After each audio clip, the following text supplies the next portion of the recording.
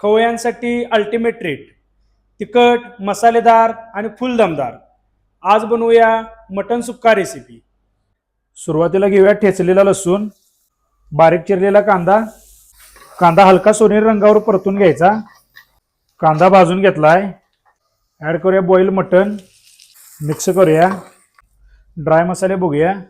कोल्हापुरी कांदा लसूण चटणी, मिरची पावडर, धने पावडर, जिरा पावडर.